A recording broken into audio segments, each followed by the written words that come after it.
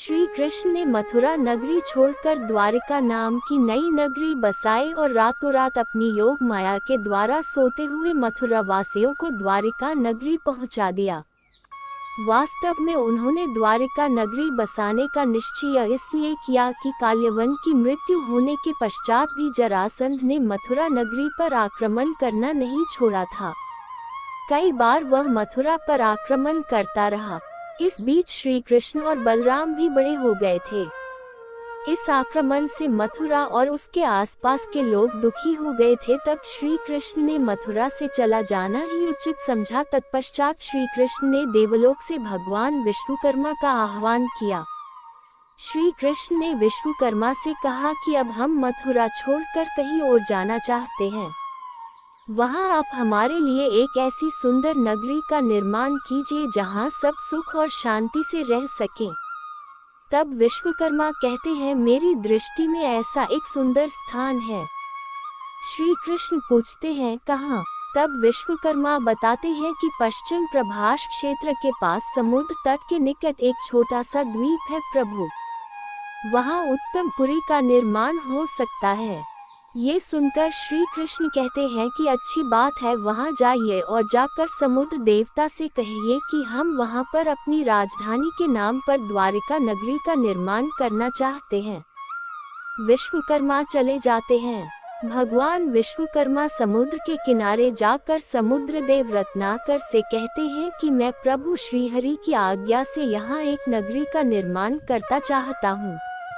अतः आप अपने जल को हटाकर कुछ भूमि मुझे प्रदान करें। प्रभु ने कहा कि इस धरती पर जब उनकी लीला समाप्त हो जाएगी तो आपको आपकी यह भूमि पुनः लौटा दी जाएगी। समुद्रदेव कहते हैं, जो आज्ञा प्रभु। ये कहकर समुद्रदेव अपने जल को समेट लेते हैं, जिसमें से कुछ भूमि ऊपर दिखाई देने लगती है। फिर विश्वकर्मा जी उस भूमि पर बैठकर मंगलवचन सर्व मंगल मांगल्ये का गान करते हैं। उनकी स्तुति सुनकर माता दुर्गा प्रकट होती हैं और कहती है, मैं तेरी भक्ति से प्रसन्न हूँ, वर मांगो, क्या इच्छा है वत्स। तब विश्वकर्मा जी कहते हैं, हे माता, संसार का कोई भी प्राणी छोटा या बड़ा कार्य करना चाहे तो केवल शक्ति के द्वारा ही कर सकता है।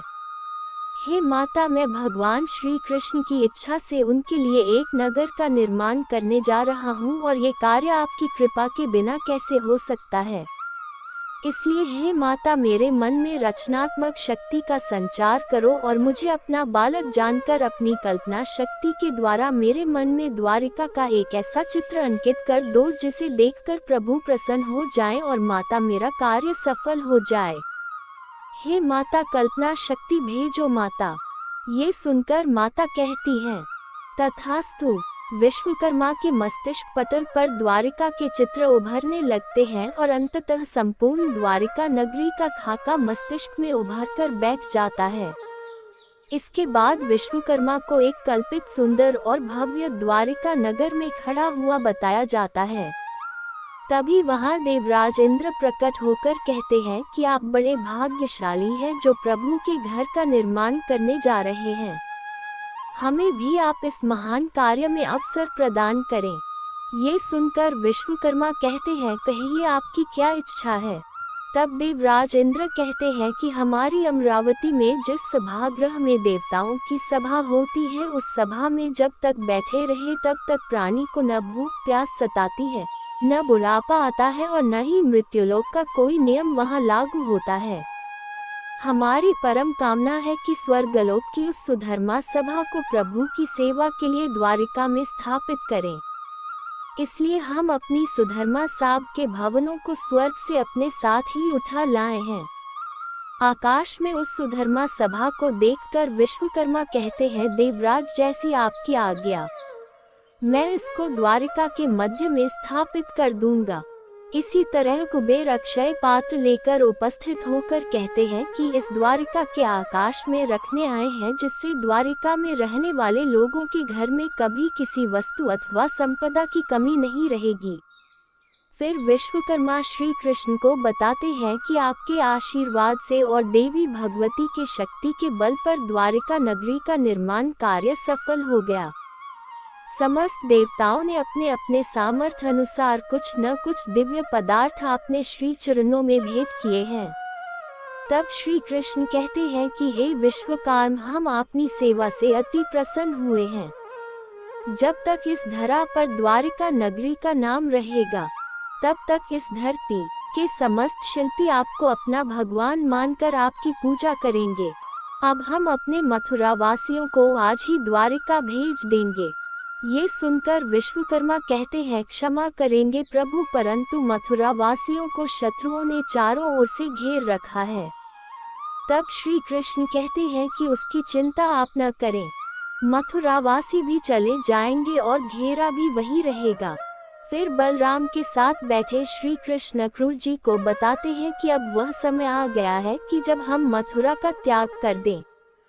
ये सुनकर अक्रूर जी कहते हैं, प्रभु ये बात तो आप पहले भी कह चुके हैं, परंतु आपने यह नहीं बताया कि यहाँ से निकलकर जाएंगे कहाँ।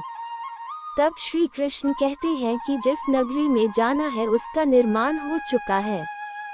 इस पर अक्रूर जी कहते हैं, परंतु यहाँ से निकलेंगे कैसे? इस नगर को तो शत्रुओं ने चारों ओर से घेर रखा है। तब श्री कृष्ण कहते हैं कि यहाँ से निकलने का प्रबंध भी हो जाएगा, उसकी चिंता आप न करें। जो भी हमारे आश्रित होगा उसके योगक्षेम का प्रबंध हमारे जिम्मे होगा। उधर शल्य की सेना और यवन सेना के बीच खड़ा जरासंध कहता है कि इस बार हम युद्ध नहीं करेंगे, बल्कि इस नगरी को भूखा मार देंगे। यवन की सेना मथुरा को पश्चिम की ओर से घेर ले, मगध की सेना उत्तर की ओर, महाराज शल्य पूर्व की ओर, शिशुपाल आप मथुरा को दक्षिण की ओर से घेर लें। घेरा इतना मजबूत हो कि मथुरा के चारों मार्ग बंद हो जाएं। न कोई अंदर आ सके और न कोई बाहर निकल सके। इस बात का पूरा ध्यान रहे कि बाहर से अनाज का एक दाना भी नगर के अंदर न आ सके। उधर श्री कृष्ण योगमाया को बुलाकर कहते हैं कि योगमाया, इस समय हमारे जितने भक्त हमारे साथ चलने को तैयार हो, उन सबको आपके आंचल में समेटकर इस प्रकार द्वारिका पहुंचा दो कि वहां जाकर उन्हें ऐसा लगे कि वे सदा से वहां रहते आए हों। वहां जाने वाले प्रत्येक प्राणी के अंतर्मन में जो भी कामनाएं हों उन सबको पूर्ण कर दो। योगमाया कहती है, जो आज्ञा सर्वेश्वर। योगमाया के चमत्कार से संपूर्ण मथुरा नगरी के लोग तत्क्षण ही द्वारिका पहुंच जाते हैं। उसी तरह जो जिस तरह के कार्य कर रहा था उसी अवस्था में वह नगर पहुंच जाते हैं। परंतु श्री कृष्ण और बलराम उनके साथ नहीं गए, क्योंकि उन्हें जरासंध के साथ कुछ लीला करनी थी। जरासंध की सेना चारों ओर से मथुरा का घेरा डाले खड़ी थी। इस घेरे को छुड़ाना आवश्यक था, इसलिए श्री कृष्ण और बलराम ने अकेले ही बाहर निकलकर आकाश मार्ग से भागना शुरू कर दिया। जरासंध ने उन्हें अकेले भागते देखा तो वो उन्हें पकड़ने के लिए उनकी सेना के साथ उनके पीछे भागा। कृष्ण बलराम आगे आगे और जरासंध एवं उसकी सेना उनके पीछे पीछे दौड़ने लगी। कृष्ण बलराम हंसते हुए आगे जा रहे थे। रास्ते में गोमांतक पर्वत था। श्री कृष्ण और बलराम भागते भागते उस पर्वत के उस पार चले जाते हैं। जरासंध समझता है कि वे दोनों इस पर्वत में छिप गए हैं, तो वह सारे पर्वत को घेरकर उसके चारों ओर आग लगवा देता है। फिर उधर कृष्ण बलराम आकाश मार्ग से रात्रि में द्वारिका पहुंच जाते हैं। बलराम कहते हैं, कान्हा, विश्वकर्मा ने नगरी तो बहुत सुंदर बनाई है, चलो देखते हैं। फिर दोनों पहले इंद्र सभा देखते हैं। इस पर बलराम पूछते हैं कि इतना सुंदर स्थान कहाँ से ढूंढा। तब श्री कृष्ण कहते हैं, आप नहीं पहचानते दाऊ भैया, वास्तव में ये द्वीप आपकी ससुराल वालों की ही संपत्ति है।